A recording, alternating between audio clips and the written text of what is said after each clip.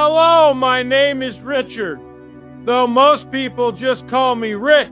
I never thought I'd be the kind of man who would tell a story like this, but when the people you poured your whole life into cut you out as if you were nothing, silence becomes heavier than any weight you've ever carried. And when silence grows unbearable, the only thing left to do is speak. It began a week before Christmas. I had just finished hanging the lights outside my small house.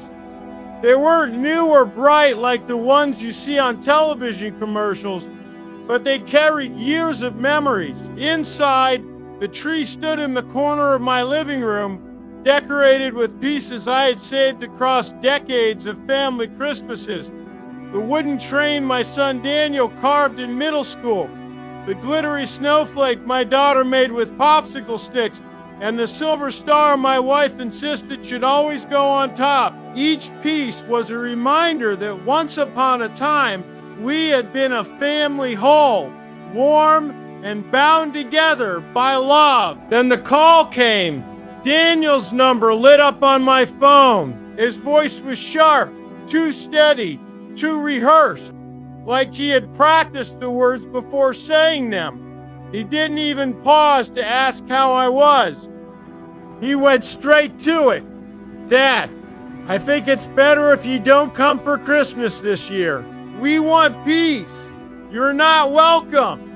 For a moment, I thought I misheard him. I waited for a laugh, a cruel joke, something to tell me it wasn't real. But it was. My son, the boy I once carried on my shoulders when his legs grew tired. The boy I worked 2 jobs for so he could go to college. The boy who knew I would bleed myself dry for him was telling me not to come to his home on Christmas. I felt something inside me twist, something deep and heavy. My throat burned, but I forced myself to keep my voice calm. Inside, I was falling apart, breaking piece by piece. I wanted to scream, to remind him of the nights I stayed awake by his bed when he was sick, of the winters I went without a coat so he could have one, of the years I broke my back working jobs I hated so he wouldn't have to struggle. But none of those words left my mouth. I just forced a smile he couldn't see and whispered, "All right, son, if that's what you want." The call ended, and I sat in silence. The tree lights blinked cheerfully across the room, mocking me with their glow, a reminder that what once was would never be again. I picked up my coat, grabbed my car keys, and drove back home. No tears, no begging, just silence, because that was all I had left. 2 days later, I woke to the sound of my phone buzzing nonstop. 18 missed calls, every one of them from Daniel. His name flashed again and again across the screen, desperate, urgent. Something had happened, something that would change everything. And in that moment, I knew this story wasn't ending with rejection. It was only beginning. When I saw those 18 missed calls, my first instinct was to ignore them. Pride told me not to answer, not to run back to the same son who only days earlier had pushed me away. But pride is a fragile shield when it comes to blood. No matter how deep the wound, a father's heart still beats for his child. My hand hovered over the phone for a long moment before I finally pressed redial. The line barely rang before Daniel's panicked voice exploded through the speaker. He sounded broken, desperate, like a man drowning and reaching for anything that could keep him afloat. "Dad, please, you have to come, I need you. Something's happened." I didn't ask questions. The part of me that wanted answers was silenced by the raw panic in his tone. Without thinking, I grabbed my coat, slid into my car, and started the engine. Snow was falling hard that night, thick flakes swirling across the windshield, roads slick and quiet under the weight of winter. Each mile was heavy, filled with too much silence, too much time to wonder what could have changed so suddenly. Just 2 days ago, I was unwelcome. Now, I was the one person he was begging for. When I pulled up outside his house, my chest tightened. The curtains were drawn, but light leaked out from the cracks. I walked to the door, knocked once, and for a long moment, there was nothing. I was about to turn away when the door jerked open. Daniel stood there, pale, unshaven, his eyes red and hollow like he hadn't slept in days. Without a word, he pulled me inside and slammed the door shut. The house was chaos. Beer bottles littered the table. Clothes and blankets piled across the floor. The faint, bitter smell of something burnt clinging to the air.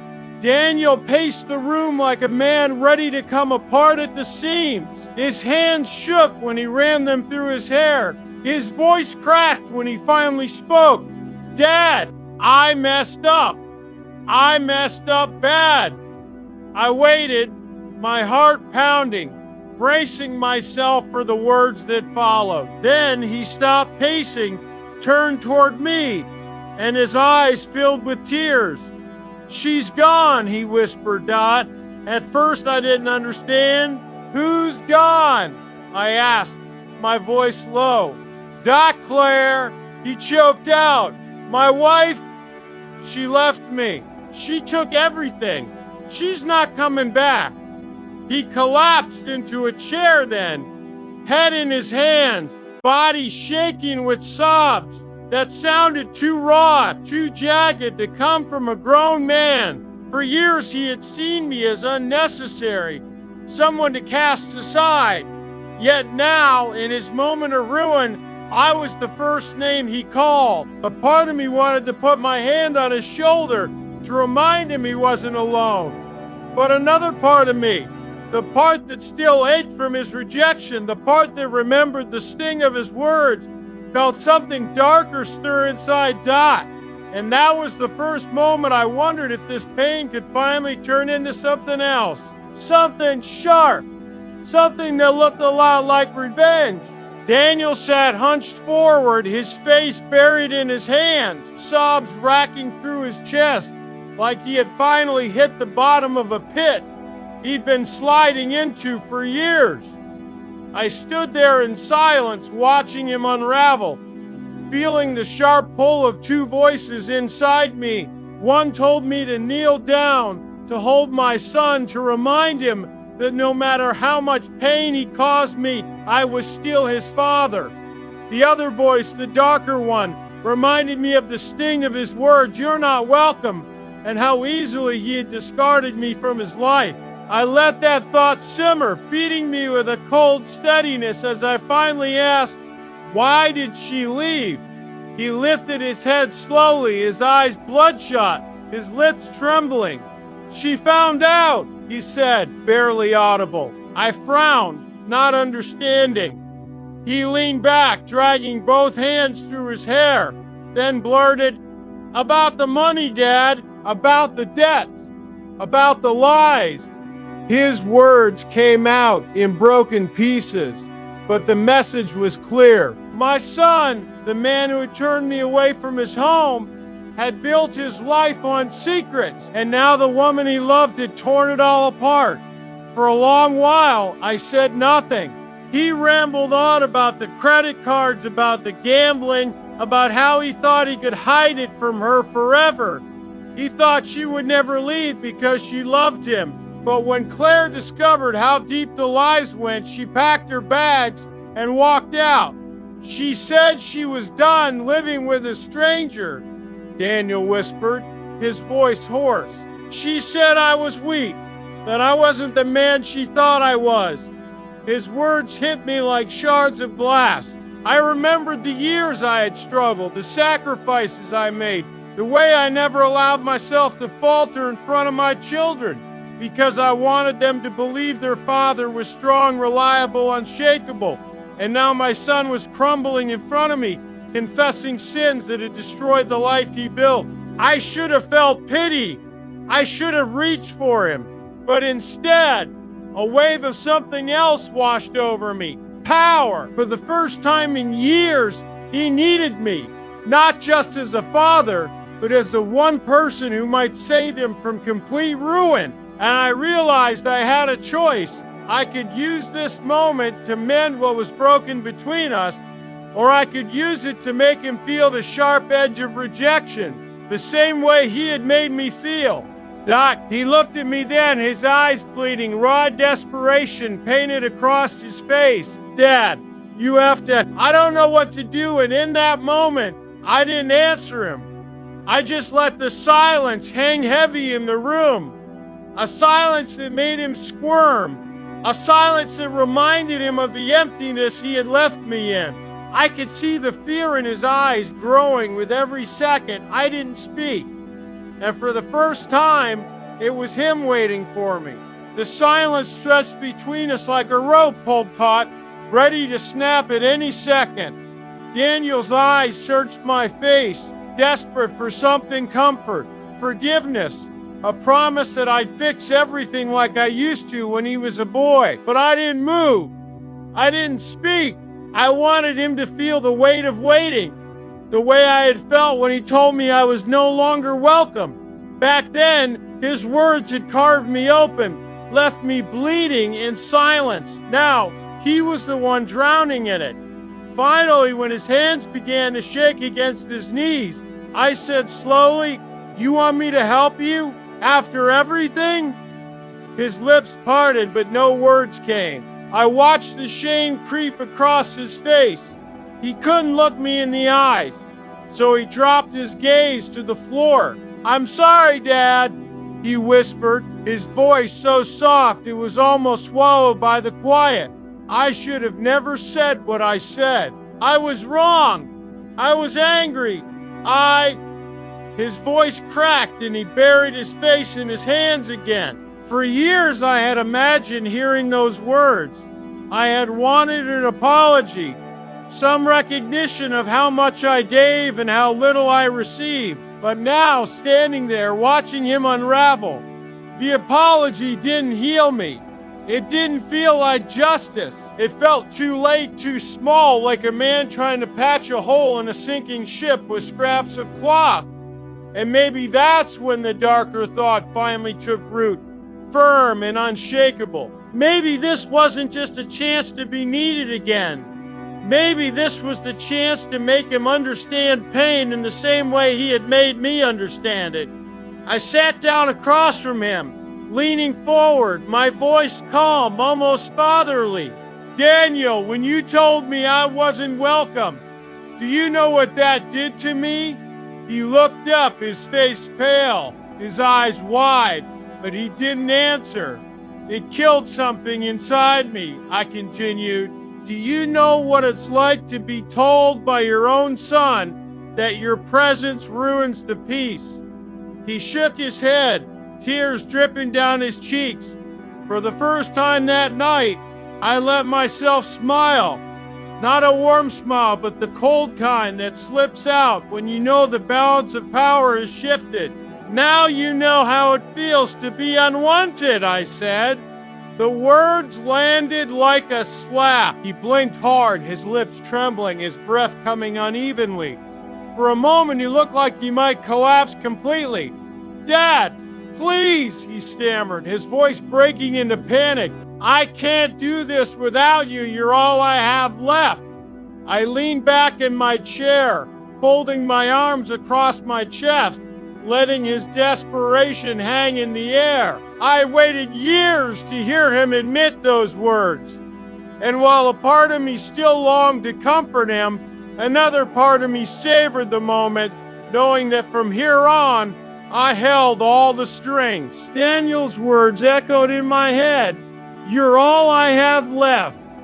I had imagined hearing something like that for years, but not like this, not with him broken and begging. I sat there in silence, watching him wipe at his face like a child who couldn't stop crying. For the first time since that night, he told me I wasn't welcome. I felt something shift inside me. It wasn't pity. It wasn't forgiveness. It was power. Pure, undeniable power. How vulnerable he was and it stirred something dark that I hadn't let myself feel before. I leaned forward, resting my elbows on my knees. "If you want me to help you," I said slowly, deliberately, "then you need to prove to me that you actually want me here. Because the last time I checked, I wasn't welcome in your life. Not at Christmas, not in your home, not anywhere." My words were sharp, but I didn't raise my voice. I didn't have to. The weight of them sank into him like stones thrown into water. He looked at me, his face crumpling, his mouth opening as if he wanted to argue, but then he stopped, lowered his head, and whispered, "I was wrong. I shouldn't have said those things. I thought I was protecting my family. I thought pushing you away would keep the peace." "Protecting your family," I let out a bitter laugh. "Daniel, I am your family." My voice grew harder, colder, the anger I'd kept buried for years finally slipping through. "But and you threw me out like I was nothing." He flinched at my tone, his shoulders trembling, his hands gripping the edge of the chair. For a moment, I almost felt satisfied. He was finally tasting a fraction of what he had made me feel. But then, in the silence that followed, he did something I never expected. He slid off the chair and dropped to his knees in front of me. His hands clutched at mine, his face lifted, his eyes brimming with desperation. "Please, Dad, don't leave me like she did. I need you, I'll do it. Just tell me what to do." The sight of my son kneeling before me should have broken me, should have pulled me into his arms and ended all this in forgiveness. But it didn't. Instead, it sent a shiver of cold satisfaction down my spine. The same boy who once told me I was a burden was now begging on his knees. For the first time in years, he wasn't in control. I was. I pulled my hands back slowly, letting him feel the sting of my hesitation. "Anything?" I asked, my voice calm, almost curious. His head bobbed frantically. "Anything," he said again, the word cracking with desperation. And in that moment I realized just how far I could take this. Daniel's "anything" still echoed in the room long after he said it. The way his voice cracked, the way his body trembled on the floor. It was a sight I never imagined I would see. My son, the man who once dismissed me like I was a nuisance, was now on his knees begging for my help. I stared at him for a long time, my mind racing with the years of hurt he had caused me. I thought about the holidays I spent alone, the dinners I wasn't invited to, the way his voice had turned cold when he told me I was not welcome in his home. All those moments had carved scars inside me, scars I thought would never fade. But now, here he was, desperate, pleading, offering me control, and I couldn't ignore how satisfying it felt. I leaned back slowly in my chair, folding my arms across my chest, letting him stay there on the floor. "Stand up," I said finally, my voice calm but firm. He scrambled to his feet, his face streaked with tears, his breathing uneven. "You say you'll do anything," I continued, locking eyes with him. "But words are cheap, Daniel. You've lied before. You lied to your wife, you lied to yourself, and maybe you even lied to me. So why should I believe you now?"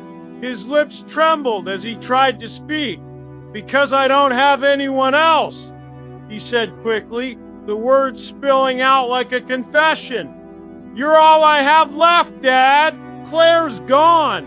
My friends turned their backs, and if you leave me too, I don't think I'll survive this." His voice cracked, and he pressed a hand to his chest like the weight of it all might crush him. Right there in front of me. For a moment, I studied him. He wasn't the confident man who once stood tall in front of me, shutting me out with arrogance. He was fragile, broken, stripped of every piece of pride he once carried, and I had the power to either build him back up or break him further. My chest ached with the old instinct to protect him, to shield him from pain the way I once did when he was little. But the bitterness inside me whispered that this was my chance to make him feel the sting of rejection he had forced on me. I stood, stepping closer to him, lowering my voice so it came out steady and deliberate. If you want me to help you, Daniel, then prove it. Prove that I matter to you. Prove that I'm not just the man you push aside when it suits you. He blinked at me, confused, like he didn't understand what I was asking. How? He asked softly, his voice almost childlike. I let a small, cold smile tug at the corner of my mouth. That's for you to figure out, I said. You told me you'd do anything. Now show me how far you're willing to go. The look on his face in that moment was a mix of fear and desperation. The kind of look a man wears when he realizes he's trapped with no way out. Daniel stood frozen, his chest rising and falling in shallow bursts, as if my words had left him stranded at the edge of a cliff. He opened his mouth, then shut it, his jaw trembling like a child lost for answers. I didn't move. I wanted him to feel the silence pressing down on him. The same suffocating silence I had endured countless nights when he chose not to call, not to visit, not to care. Now it was his turn to sit in that emptiness and squirm. I don't know what you want me to do, he muttered finally, his voice cracking under the weight of his fear. His eyes darted around the room as if searching for some script, some instruction, but there was none. This was between him and me, raw and unfiltered. I stepped closer until I was only inches from him. That's the point, Daniel. I'm not here to hand you an answer. For once in your life, you're gonna have to think about someone other than yourself. You're gonna have to show me that I matter, not just say it when you're cornered. My tone was steady, but I could see the way my words sank into him, leaving him shaken.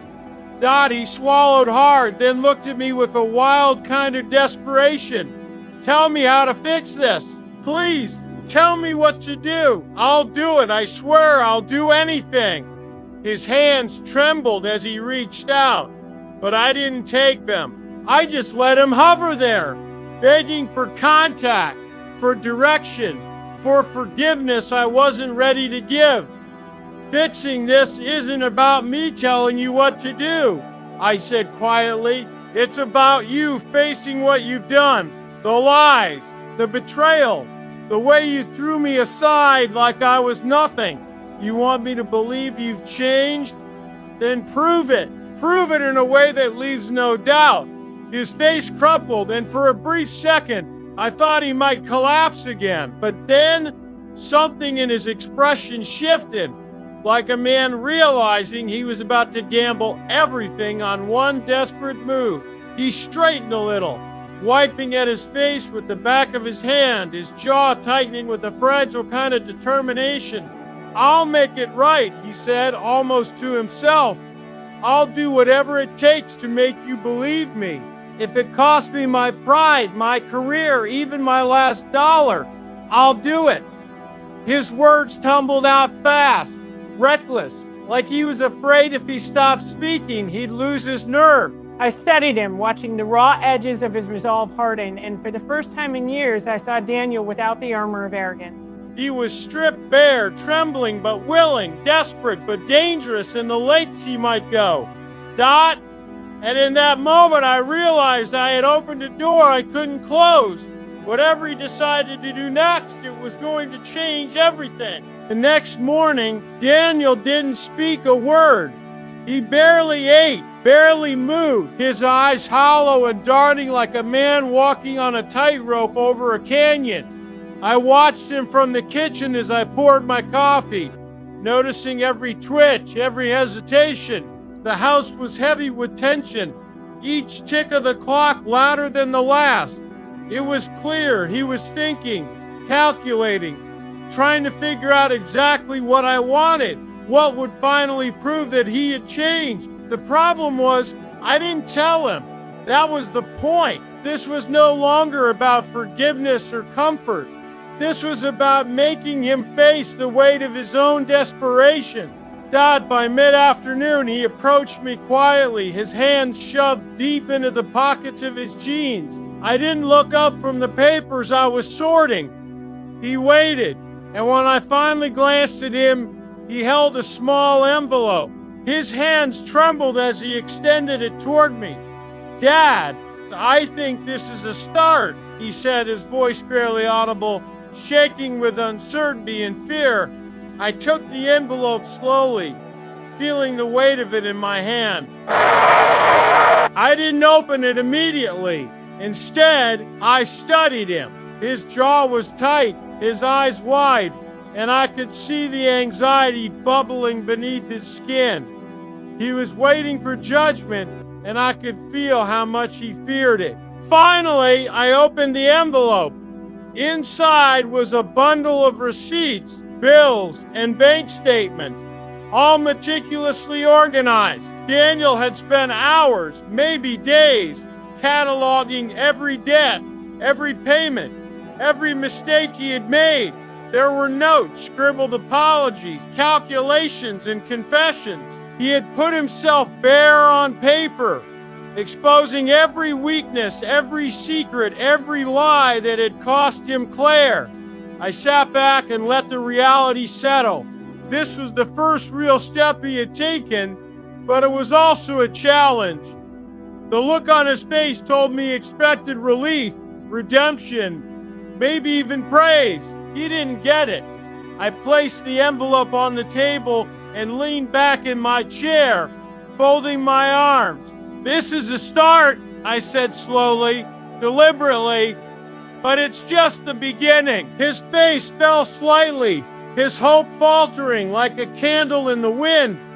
What else, Dad? Tell me what else I have to do, he asked, desperation seeping through every word. I shook my head. I'm not going to tell you. You said you'd do anything. That means you have to find it yourself. You have to make me see that you've truly changed. You have to show me, not tell me. He swallowed hard and nodded, his jaw tightening. I could see him weighing every possibility, every action, every lie he might have to confront within himself. The tension in the room was almost unbearable, and I could feel the fear radiating from him, the way a man does when he realizes the path forward will demand more than he thought he could bear. And in that moment, I knew he was beginning to understand what it felt like to be at my mercy, the same way I had been when he cast me out.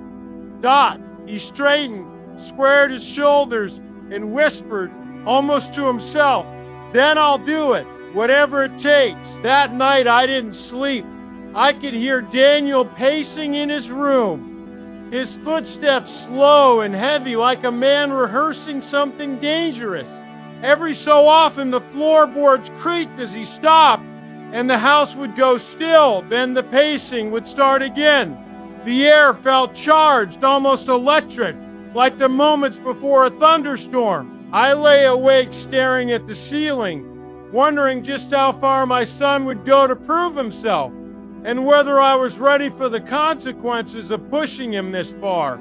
At dawn, I woke to the sound of the front door shutting softly. I rose from bed and walked to the window, pulling the curtain back just in time to see him get into his car. His movements were sharp, determined, like a man on a mission. No hesitation, no glancing back. I watched the taillights disappear down the street until the silence in the house felt like a weight pressing against my chest. I had no idea where he was going, but deep down I knew this wasn't some trivial errand. This was something more, something irreversible. Hours later, he returned. I heard the crunch of gravel in the driveway before the door swung open, and Daniel stepped inside, his hands empty but his face pale. drawn tight with an intensity I hadn't seen before. His shirt was damp with sweat, his hair disheveled as if he'd been in a fight with himself. He walked straight past me without a word, straight into the kitchen and poured himself a glass of water with shaking hands. I followed slowly, leaning against the doorway, my arms folded. "Where have you been?" I asked quietly. He didn't look up. He took a sip of water, swallowed hard, then set the glass down with a tremor. When he finally met my eyes, his were wild, dark with something I couldn't name. "I ended it," he said, his voice flat but quivering. "All of it. The lies, the deals, the people I shouldn't have trusted. I walked away from everything. I burned every bridge." My heart thudded. "What do you mean? You burned every bridge?" He dragged a hand across his face and let out a laugh, sharp, bitter, not quite sane. "I went to them, every single one of them, told them I was done, walked out, shut it down, gave up the money, the contracts, the favors, everything they had on me. It's gone. I told them I'd expose them if they came near you. I told them," his voice broke, "I told them you were off limits now." For a moment I couldn't speak. My son had just put himself in danger, real danger, for me. This wasn't a gesture, this was a declaration of war on people who wouldn't forgive easily. And as I stared at him, trembling, pale, but resolute, I realized the stakes had changed. Daniel wasn't just trying to prove himself anymore. He was ready to destroy himself to protect me, Doc. And I had no idea if I could stop him. The next morning, the reality of what Daniel had done hit like a sledgehammer. I could see it in his eyes the moment he walked into the kitchen. Exhaustion, fear, and a flicker of pride all tangled together. He hadn't slept, hadn't eaten, and his body still trembled as though he'd been carrying a mountain on his shoulders. I poured myself a cup of coffee, standing in silence as he leaned against the counter, staring at the floor like he was already regretting the choices he'd made. The air between us was thick, heavy like smoke that refused to leave a room. "I heard from them last night," he said finally, his voice low and raw. "They're not happy, not at all. They're coming after me. They want retribution." His hand shook as he spoke, and I realized for the first time just how far he had gone. He had exposed himself to dangerous people, people with money, influence, and no conscience. For me. All for me. I took a long sip of coffee, keeping my expression neutral. "And you still think this proves you've changed?" I asked, my voice calm but cutting through the tension like a knife. He flinched but nodded. "I had to, Dad. I can't go back. I can't face what I'd be if I didn't do this. I'm done hiding. I'm done being the coward I was." His words hit me harder than I expected. Pride and guilt collided in my chest. This was the same son who pushed me out, who told me I wasn't welcome, who made me feel invisible. Now he was risking everything to earn my trust again. I leaned against the counter, letting the weight of his confession sink in. "Do you understand what you've done?" I asked. "You've put yourself in real danger. People don't forgive easily. You could lose more than money. You could lose your freedom. You should not. Your life." He swallowed hard, and for the first time I saw fear flicker in his eyes. Genuine, raw fear. "I know," he whispered. "I'm not asking you to approve.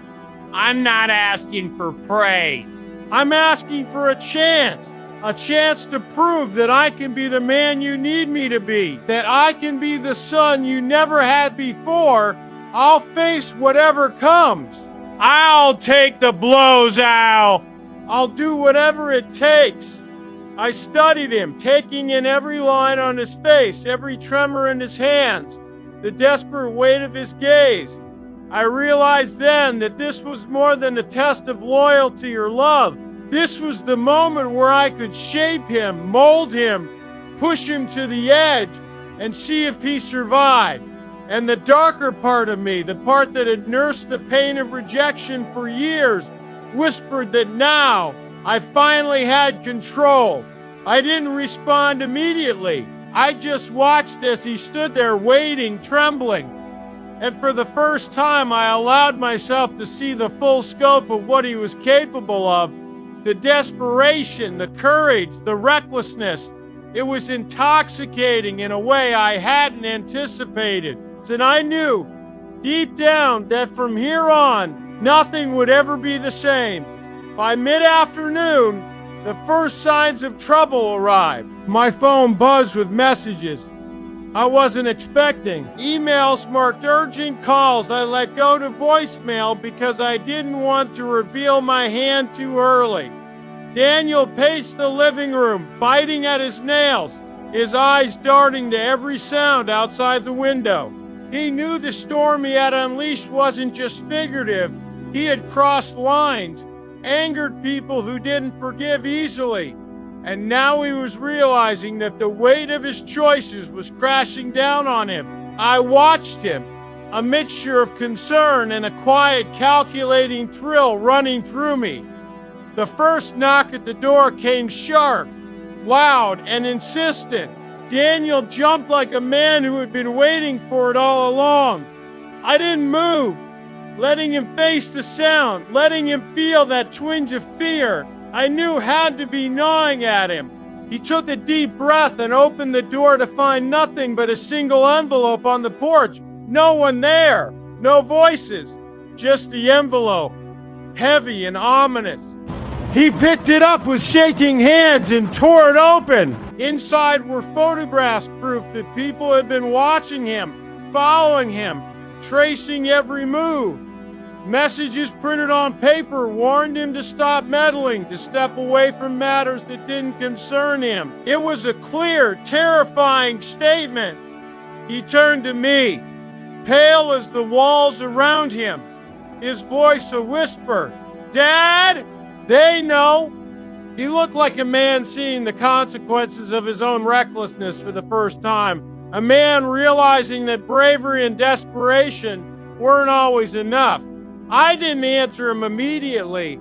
I wanted him to feel it, to let the fear settle in and gnaw at him.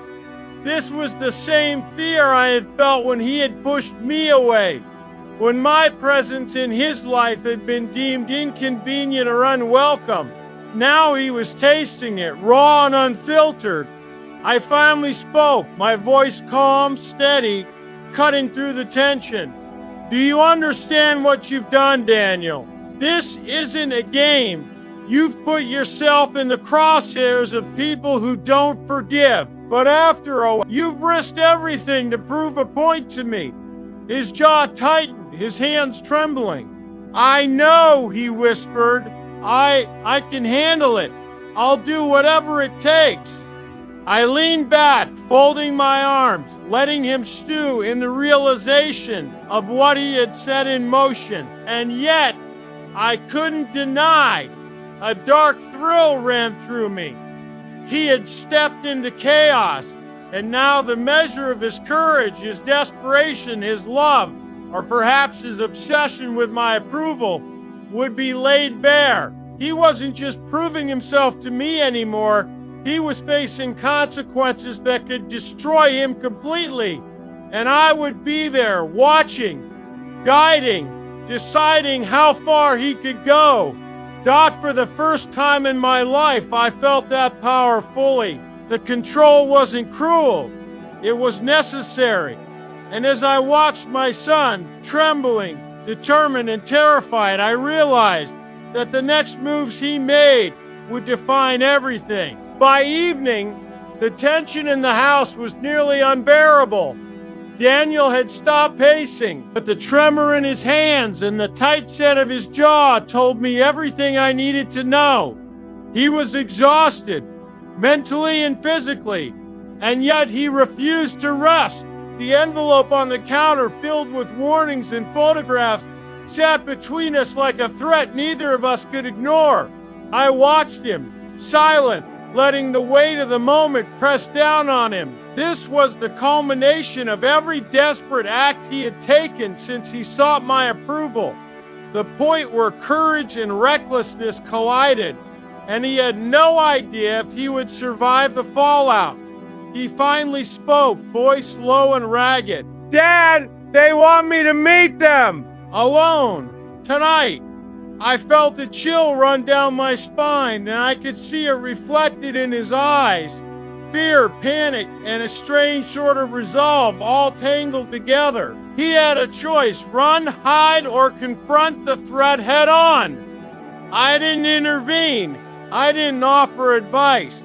This was his test. His way of proving he was willing to risk everything to regain my trust. I could see the internal struggle rippling across his face, each second dragging him closer to a decision that might destroy him. "I don't know if I can do this," he admitted finally, voice barely above a whisper.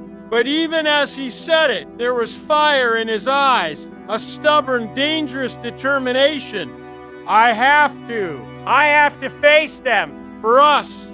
My heart pounded as I realized how far he was willing to go, how much he was sacrificing in the name of my approval. I should have been scared for him. I should have warned him, begged him not to step into the lion's den. But a darker part of me, the part that had been wounded and ignored for years, felt a sharp, exhilarating satisfaction. He was finally walking the path I had unknowingly laid for him, testing his own limits and proving his loyalty in the rawest way possible. He left the house a short time later, carrying only a small bag and his phone. His movements precise, almost surgical. I watched from the window as he disappeared into the night, snow beginning to fall lightly, covering his tracks. I knew this night could break him, or it could define him. Either way, he would never be the same. I felt a strange combination of pride and fear, a duality that twisted deep in my chest. He had reached the edge of control and desperation, and now the consequences of his choices were about to hit with full force. The house was quiet again, but the tension lingered, heavy and almost tangible. I sat back, letting the silence envelop me, knowing that the next hours would determine everything. Whether my son would survive this night, whether he would finally earn the respect he had lost, or whether all of it would crumble in an instant. And as I watched the snow settle against the window, I realized one thing.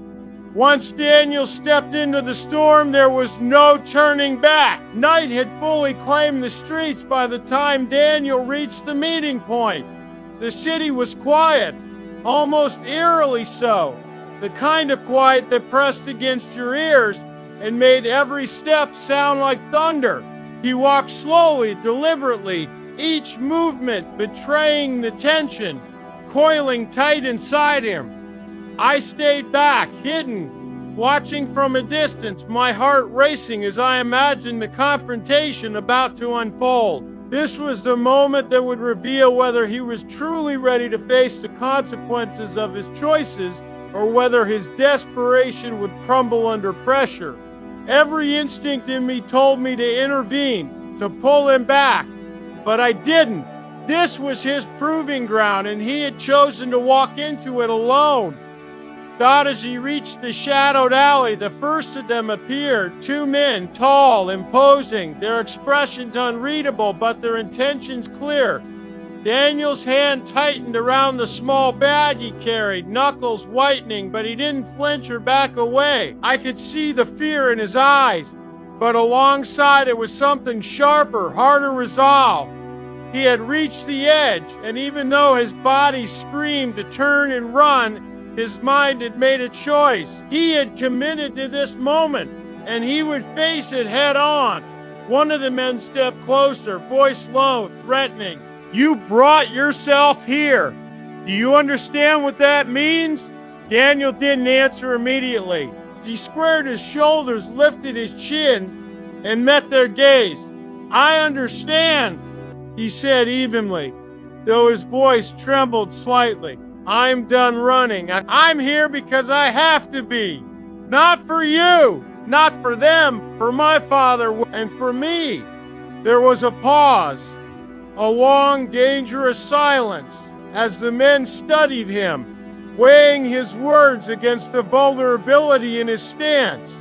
Dot, then comma without warning. One of them lunged, reaching for the bag he carried. Daniel reacted instantly, sidestepping, his body moving with a combination of panic and instinctive precision. He swung the bag, striking the man with enough force to make him stumble, giving Daniel a precious few seconds. I felt a surge of adrenaline watching him, part fear, part awe. This was no longer a test of loyalty.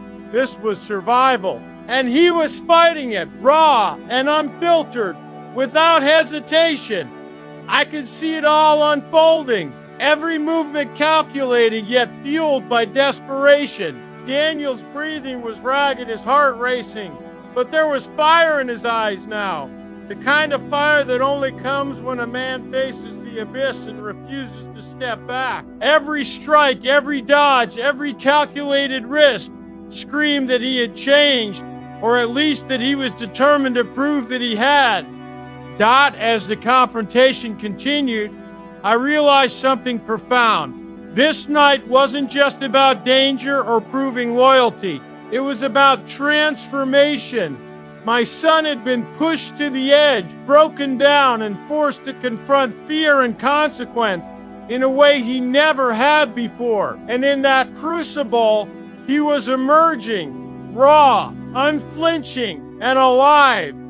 The alley smelled of wet asphalt and fear as the confrontation reached its peak. Daniel's movements had become sharper, faster, more deliberate, each one driven by instinct and desperation. The men surrounding him were skilled, relentless, but there was something in his eyes, a fierce determination that made them hesitate just enough for him to exploit every opening. I stayed in the shadows, my heart hammering, feeling the mix of pride and dread that only comes when you watch someone gamble with their life to prove something bigger than themselves. Every moment teetered on a knife's edge, and I knew that one misstep could destroy him completely. One of the men lunged again, and Daniel barely managed to block the strike, spinning and shoving him into the wall with a force born of fear and fury. The alley echoed with the sound of shuffling feet, gasps and grunts. I could see the sweat on his brow, the raw effort in every movement, but also the clarity in his eyes. This was no longer just about survival. It was about proving to me, and perhaps to himself, that he could face the consequences of his actions without breaking. He had been reckless, desperate, and foolish, but now he was transforming that desperation into something terrifyingly effective. A sudden shift startled him. One of the men had circled behind, aiming to catch him off guard. Daniel pivoted just in time, swinging the bag like a weapon, knocking the man back with a satisfying thud. His chest heaved with ragged breaths, his knuckles bleeding, but he didn't falter. I could see every ounce of his fear, every bit of his panic, and every spark of courage, all converging into a single force. He was fighting not just for his life, but for my approval, for validation, for a redemption he had spent years running from. Then the unexpected happened. One of the men slipped, his momentum carrying him into a trash bin, and Daniel seized the moment. With a precise combination of movement and instinct, he forced the two remaining men to retreat, their faces twisted in shock and frustration. The alley fell silent except for his heavy breathing, the kind that rattles your chest and shakes your entire body. He stood there, shaking, bloodied, exhausted, and yet unbroken. The fear that had gripped him hours ago had transformed into something sharper, harder, almost dangerous. I stepped out from the shadows and, finally allowing my presence to be known. Daniel turned, startled, his eyes widening when he saw me. I didn't smile. I didn't speak immediately. I just studied him, taking in the blood, the bruises, the sheer intensity of the man who had been my son, but was no longer the boy who told me I wasn't welcome. You did it, I said finally, my voice calm, deliberate, but carrying the weight of every expectation, every betrayal, every moment I had endured in silence. His knees buckled slightly, and he exhaled a shaky, exhausted laugh. He had faced the storm, and for the first time, I knew he truly understood the cost of his recklessness and the strength it took to survive it. The adrenaline faded slowly, leaving Daniel leaning against the brick wall, trembling in exhaustion. His chest rose and fell in ragged gasps, his hands still shaking as he wiped sweat and blood from his face.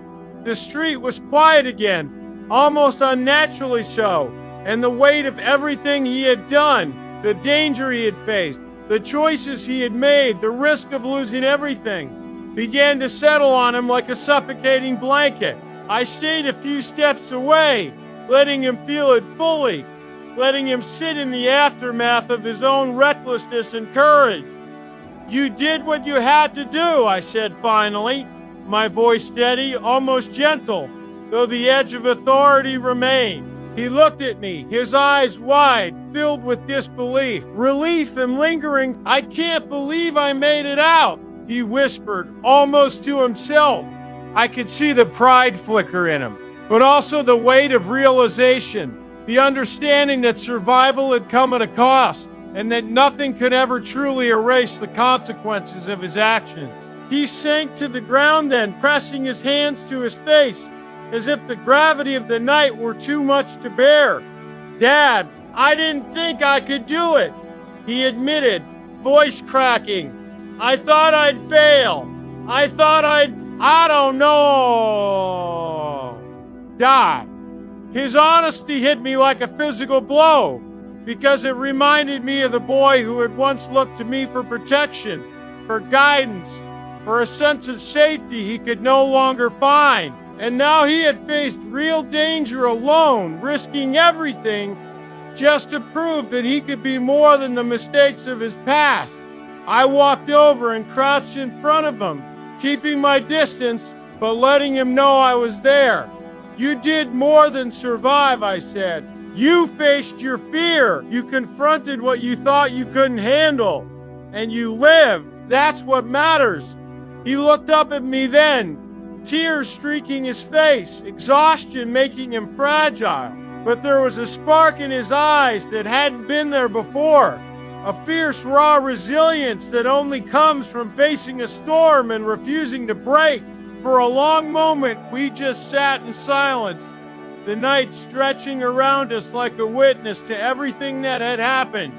I could feel his heartbeat slow, could hear the uneven rhythm of his breath as the reality of survival replaced the panic. And in that quiet, I realized something profound. My son had changed. Not because I had demanded it, not because I had orchestrated tests or pushed him to extremes, but because he had chosen to face the consequences himself. Dad, finally, he exhaled slowly, his shoulders sagging in relief and exhaustion. Dad, I'm sorry for everything, he whispered, for pushing you away, for making you feel unwanted, for all of it. I studied him, seeing the truth in his words, the sincerity in the raw edges of his voice. And for the first time in years, I allowed myself to feel something I hadn't in a long time. Hope. The following morning, the house felt different. It was quieter, but not in the same tense way as before. There was a weight lifted, though the echoes of the previous night still hung in the corners, a reminder of what had been risked and survived. Daniel moved through the rooms more slowly now, deliberate, thoughtful, almost hesitant, as if he were learning to inhabit his own body again after the chaos he had been through. I watched him from the kitchen doorway, noticing the subtle shifts, the way he avoided eye contact at first, then gradually sought it, the way his shoulders, though still tense, carried a different kind of weight. He approached me cautiously, hands in pockets, voice soft. "Dad, I can't stop thinking about last night," he admitted.